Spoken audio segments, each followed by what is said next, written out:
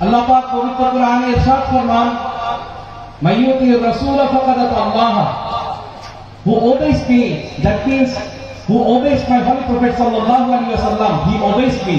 যে আমার রাসূলকে আনুগত্য করলো, যে আমার রাসূলের আনুগত্য করলো, সে যেন আমারই আনুগত্য করলো। সুবহানাল্লাহ। আল্লাহ পাক এই আয়াত দিয়ে কি বোঝাতে চেয়েছেন? যে তোমরা আমার রাসূলের সাথে তোমাদের তাওয়াল্লুকা শক্ত করে নাও, আমার নবীর প্রতি মহব্বতকে আরো দৃঢ় করো, আমার নবীকে নিজের জানের থেকে বেশি মহব্বত করো, কারণ আমার নবীর অনুসরণই হচ্ছে আমার অনুসরণ। সুবহানাল্লাহ। নবীকে কেমন মহব্বত করতে হবে? বুখারী শরীফের হাদিস, ইমাম বুখারী বাব কায়েম করেছেন, হুব্বুর রাসূল সাল্লাল্লাহু আলাইহি ওয়াসাল্লাম মিনাল ঈমান, যে নবী পাক সাল্লাল্লাহু আলাইহি ওয়াসাল্লামের প্রতি ভালোবাসা হচ্ছে ঈমান। সুবহানাল্লাহ।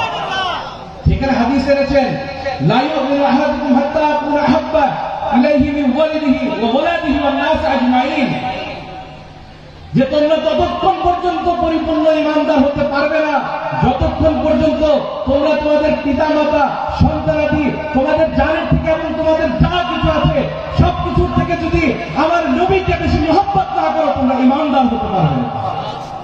তাহলে ঈমানের পূর্ব শর্ত হচ্ছে হুব্বে রাসূল। আল্লাহর নবীর প্রতি মহব্বত না থাকলে, আল্লাহর নবীর প্রতি আদব না থাকলে, আল্লাহর নবীর প্রতি তাআজ্জুব না থাকলে সে কোনোদিন ঈমানদার হতে পারে না। ঠিক কিনা? সে যত বড় দাড়ি থাকুক, তার যত বড় জুব্বা থাকুক, সে যত সুন্দর টুপি পরুক, তার তেলাওয়াত যত সুন্দর হোক, তার অন্তরে যদি আল্লাহর রাসূলের মহব্বত না থাকে সে বেঈমান।